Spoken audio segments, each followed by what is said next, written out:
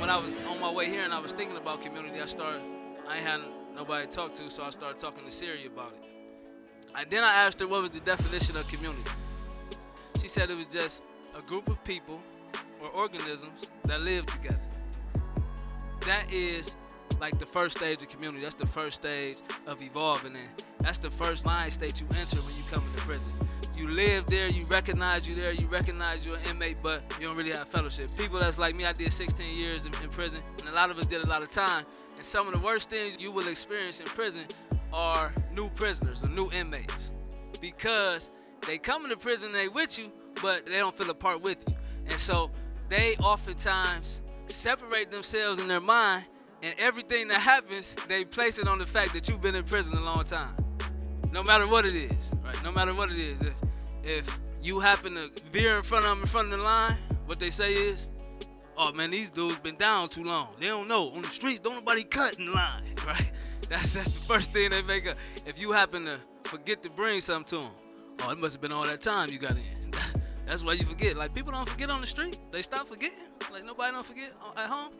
And so what they do is they say, I'm really someone from the outside, you guys are from the inside, and so we're different. And they don't realize the only thing separating us is a few days, a few months, a few weeks. And before long, you'll be where I am. Or you'll have the time I'm in. You'll identify with the things I identify with. And people will identify you with the things that they identify me with. And before long, you start to develop a sense of camaraderie. And so Siri asked me, she said, do you want to hear the next definition?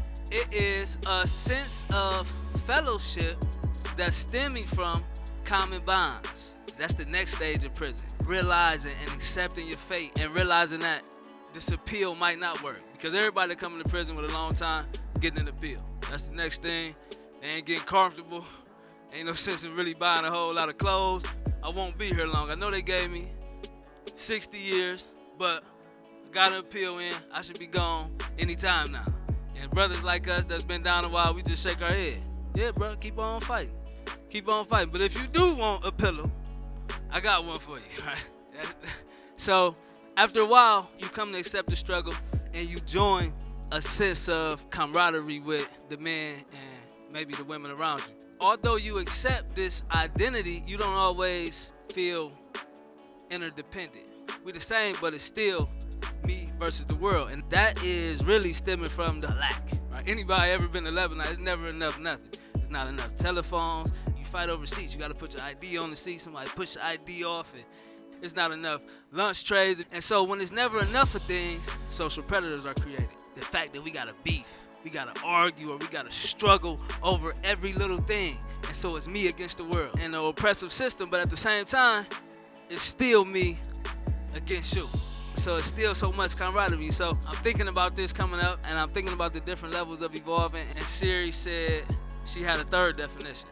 It's a group of people or organisms living together or growing together in an interdependent social system. That is like a third level of community. And you see that sometimes in prison, like, and it's a beautiful sight.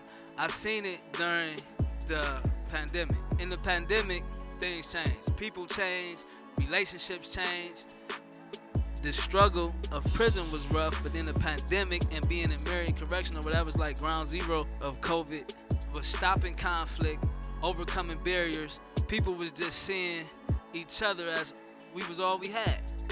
I seen people sharing that never shared. People talking that never talk. I seen that was like the third evolution of development for community. People came together, and not only did they, at the first level, just recognize that they were living together and just happened to be together, but they went farther than just happened to be together. They identified with each other, and not only did they identify with each other and say it's us, but they said, man, this thing's so real, it's such a powerful force that we gonna have to come together. He need me at this point. When Henry got sick, and it's a miracle he here, he almost broke down. He ain't lost weight. Y'all ain't never known he ain't to lose no weight. I never seen Henry get up and say, can somebody give me some tea? Can somebody go wrestle and twist that officer's arm and make sure I get somewhere where I need to be? But they did it, They came alongside, and so it wasn't, and I said that to say it wasn't people saying in community saying I need help, but it was people in community saying I'm about to help you. He need me. They didn't need the T. They didn't need him to get out, but they did it, and that was a high level of community. And now that we out here moving to this next level, we still need that level of community. I'm about to launch a fitness business, but the person that's opening up his gym to me was incarcerated. When I called him, he was talking dry. When I said I've been to the joint, he lit up. We talked for 2 hours. I know the struggle, and every time in the gym, he trying to relate something to me, right? He tell the other guy the other day, he said, we got a bond, but he know what I'm talking about. We got a different level of bond. And I just met the kid, but that community still going on, that community that got me through the joint. The very first time I landed in prison, the very first day I got there, I went to sleep in the cell. I got up the next morning, it was a pair of shoes and some gym shorts at my bed. And they said, you gotta be at the gym tomorrow. I said, what? When I got there, it was uncles, old dudes. You know you got uncles in prison that you never knew. It's always people that never knew you, right?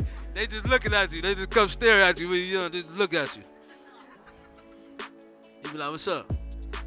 And they don't say what's up to you. They just keep staring at you. Man, boys, you be like, what's up, man? They be quiet for a while, then they holler who they know. How Paulie doing? You be like, Uncle Paulie cool? You be like, tell him I said I love him. It's gonna be a box of Pop-Tarts on your bed.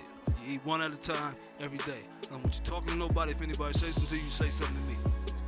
That's how it is in prison. You meet them. But it's community. That community grabbed me when I came to prison and protected me. You know what I mean? I was rushing one time, running out of the shower, and my shorts was hanging too low, and that's a bad time to do it. Man, before I got to my cell, dude snatched me in the cell. If you ever do that, what's wrong with you? If you ever do this, he was scared that I could get hurt in there, right? So that community took me in from the beginning. It carried me through the 16 years, and now that I'm out the 16 years, it's picking me up. And it's not just the brothers inside, it's brothers outside now. And all these people who came and identified with us in this struggle, right? All these people, man, that's out here, man. I ain't even gonna name them because I'm gonna forget people like I was forgetting Jody and all them. But like, man, they great people, man. We talk about y'all all the time on the inside, man. It's the truth, y'all. Get my two people right there. But all these people that identified with us, and when our judicials was getting shot down, they was caring about it. When paroles was going down, they felt it. They problems became our problems. And y'all ain't have to have them problems. Y'all don't got them problems, but y'all partnering with us. So this was all community. And so as I'm leaving and we thinking about it and we putting this on our mind, the thing I say is that let's do community. Let's do it to a whole nother level. Let's take it to even a higher level. And it's easy to say it and it's easy to talk about it and sound good. So this one thing I'm doing, right? This one thing I said I'm gonna do. I'm gonna find one problem in the joint, right? One of the brothers, because they there and they miss us. Shout out to the guys. Free the guys. But I'm finding one problem in the prison. Before Monday, I'm gonna find one problem in the prison. I'm gonna make it mine. And I'm gonna find one problem in our community, in the recently released community. And by that, I mean you, Bill. I mean you too, because you partnered with us and you came in it. So if you got a problem, meaning if you got a personal problem, or if you had a problem in the sense of Black need a bow tie or something, right? In that sense, right? But I'm gonna find one problem and I'm gonna get on that. So if y'all wanna do that, let's find one problem in there and find one problem out there in our community and let's take it to another level. It's go time, y'all.